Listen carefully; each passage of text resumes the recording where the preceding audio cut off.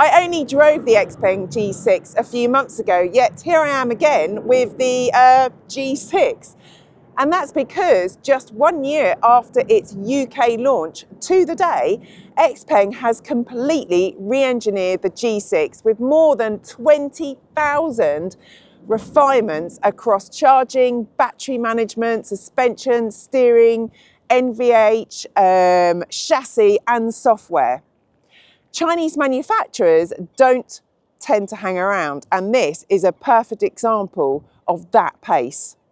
The headline change is the battery. The rear-wheel drive standard range now uses a 68 kilowatt-hour LFP battery, up from 65 kilowatt-hour, delivering a 292-mile range and supporting peak charging speeds of 382 kilowatts.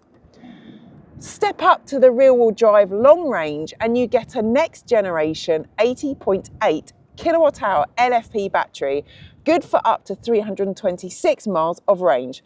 This replaces the outgoing 87.5 kilowatt-hour NMC pack, removing the need for more expensive and less sustainable materials. But the real headline is charging. Peak charging jumps to an extraordinary 415 kilowatts, allowing a 10 to 80% recharge in just 12 minutes. That's the sort of number that might make petrol drivers finally sit up and pay attention. It's genuinely game-changing, even if for now the lack of 400 kilowatt chargers in the UK makes it slightly academic. But hey, look, it's future-proofing, but also it's going to still be quicker than most EVs when you go to a lesser powered charger. And there's more good news. Xpeng claims a 30% increase in battery lifespan, and a high efficiency heat pump is now standard across the range. Visually, things are subtle. There's a new Starlight full width LED light bar at the front with integrated side indicators, body coloured wheel arches, and a ducktail spoiler and new cleaner rear diffuser. You'd have to be paying close attention to spot most of the differences, but inside things are more noticeable. I'll get to that in a bit though. I just want to talk about a new all-wheel drive performance black edition, bringing dual motor power to the G6 range for the first time, and this is what we have here. It produces 480 brake horsepower and 486 pound-foot of torque, sprinting from 0 to 62 in just 4.1 seconds. Not Model Y performance quick, but it does put it among the fastest EVs in its segment. And having driven it, the all-wheel drive system and European specific tuning give it a more planted, controlled feel that's less wallowy through the corners. Visually, it gains 20-inch black alloy wheels, black brake calipers, smoke detailing, and the option of a new colour called Stellar Purple. No free crate of lager, sadly. Inside, it adds suede textured grey upholstery to make it look sportier, I assume. Materials and trim definitely feel a lot more premium. There's less scratchy plastics. Ambient lighting is now configurable. There's different modes which can follow the speed that you're driving to the rhythm of your music. There's even colour themes such as Star Trek. The wireless charging pads are made from a more premium material, and there's a redesigned digital rear view mirror available on long range and all-wheel drive models. The 15-inch central touchscreen and 10.25-inch driver display run the updated XOS operating system, which is said to be quicker and more intuitive. The voice assistant now offers context-based suggestions, although I'd still argue that not having to dive into the infotainment just to adjust the door mirrors would be the kind of meaningful usability upgrade drivers actually want. Saying that, you can just do this, and there you can access most of the stuff that you need. You can also hold this down and customize your widgets rather like a smartphone. So for example, if I want X Combo, which is like an extended version of the app, I can put that there. Likewise, if we go into here, we have most of the stuff to the left that we need. And here are all the apps. Xpeng seems to have improved by quite some margin.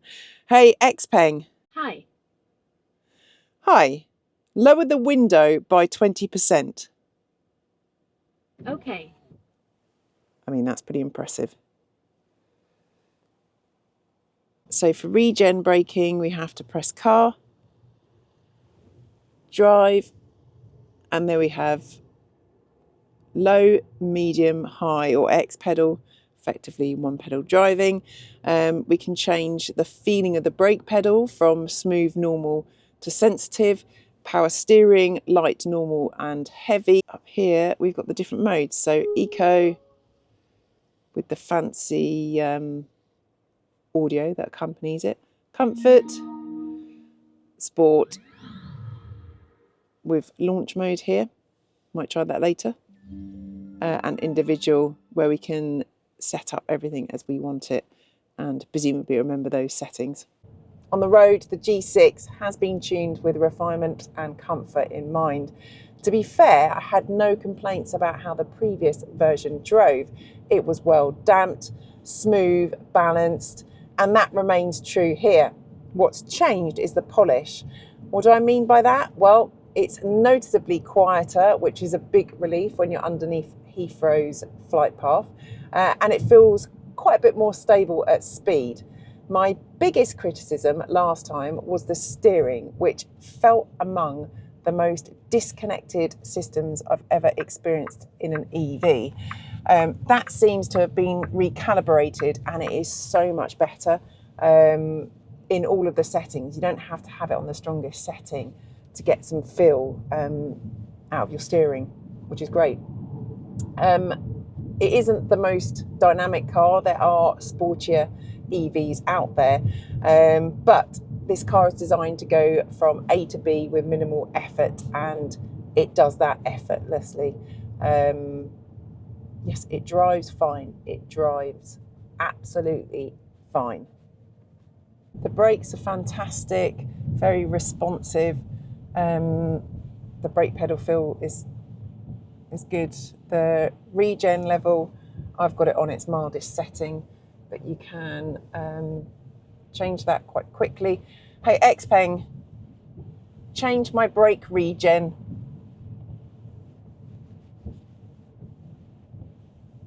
Hey there. Change my brake regen. Energy regeneration level is increased. You have quite a high up seating position, which I know a lot of people love. And I mean, there's so much glass all around this car that visibility is fantastic. I touched on earlier how the materials and the trim have been upgraded. It's certainly a nicer place to be in here. I just want to talk to you quickly about Xpeng's G6 self-parking system, mainly because the team at the UK Media Drive event wouldn't let me leave without showing me a demonstration. But I'm glad that I stayed because it's quite impressive.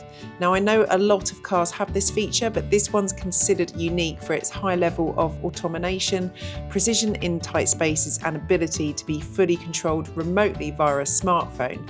During this demonstration, its ability to handle a complex manoeuvre without clear line markings was really quite astonishing. Unfortunately, when he showed me the manoeuvre just a minute earlier, the car didn't need to make half as many adjustments, so we'll forward this bit because it's a little bit dull.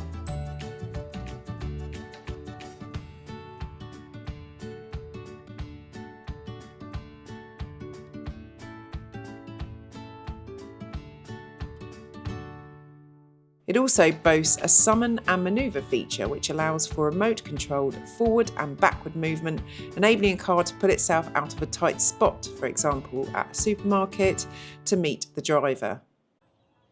And then there's the price. Astonishingly, it's essentially unchanged. In fact, it's ever so slightly lower. The rear-wheel drive standard range starts at £39,990.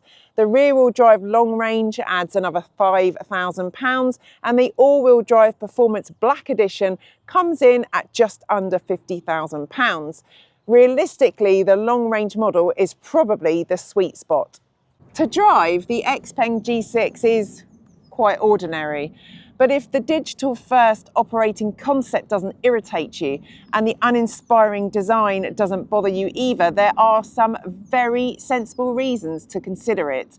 You get exceptionally fast charging, strong efficiency, plenty of space, lots of technology. It's impressive value for the money. It's not a car you'll look back on fondly for design or driving experience. It's visually anomalous and dynamically unremarkable. But as an EV ownership proposition goes, it makes a lot of sense. Think of it as the automotive equivalent of a safe relationship. Rational, dependable, sensible, everyone would approve. Just not especially exciting, you know?